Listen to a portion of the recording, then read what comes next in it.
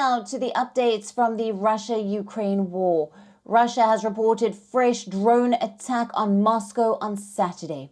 Russia says it did shoot down the drone. However, the attack has again prompted a temporary shutdown of all 3 major airports in the capital, which has been hit by consecutive days of drone attacks lately. The fresh attacks on Moscow comes a day after Russia said it intercepted 42 drones off the Crimean Peninsula. This was one of the biggest coordinated Ukrainian air raids yet over the Russian-controlled territory. Though not confirmed by Russia, Ukraine's intelligence officials say that the drone attack hit a Russian military base deep inside Crimea. Russian emergency services say that there was no damage to civilian infrastructure from the drones, but some residents have reported casualties in the attacks. Meanwhile, Turkey's foreign minister was in Kiev on Friday. He met with Ukrainian President Volodymyr Zelensky. Now, during his visit, the Turkish minister said that the Black Sea grain deal must be renewed. Remember, the deal brokered by Turkey and the United Nations had allowed the safe export of Ukrainian grain. However, Russia quit the deal last month and ended it.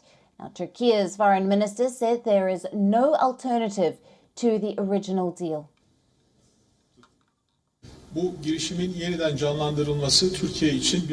It is a priority for Turkey to renew the Black Sea Grain Deal initiative. The initiative has an important place for world food security and other humanitarian efforts. In this regard, our president is carrying out a very systematic work. Through discussions and exchange of ideas continue with a large group of actors, including Ukraine, the UN, Russia, Europe, and the US. I don't want to spend time on details here, but our efforts will continue. I hope we'll get a good result. Now, the United States has also confirmed that it will start training Ukrainian pilots to use F-16 fighter jets next month. The advanced aircraft have long been sought by Ukraine. President Joe Biden spoke with Zelensky on Thursday regarding the training. The US says the training will involve several pilots and dozens of personnel for maintaining the aircraft. Last week, Denmark and the Netherlands announced that they will provide F-16s to Ukraine when the country's pilots are trained to use them. And most recently, Norway has also said that it would give the fighter jets to Ukraine. Separately, the Department of Defense is announcing today that the United States will soon begin training Ukrainians to fly and maintain F-16 fighter aircraft in support of the international effort to develop and strengthen Ukraine's long-term defenses.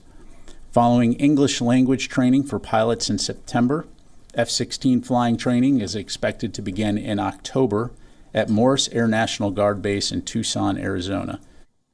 Meanwhile, the war in Ukraine is also expected to be in focus of the upcoming G20 summit in New Delhi, which will not be attended by Russian President Putin. U.S. Ambassador to India, Eric Garcetti, said that it is expected to have an agreement on the issue in the summit, except from a couple of countries. He says that most countries have condemned the aggression, which is beyond geopolitics. He says India shares the desire for peace as soon as possible and will play a positive role. WION, now available in your country. Download the app now. Get all the news on the move.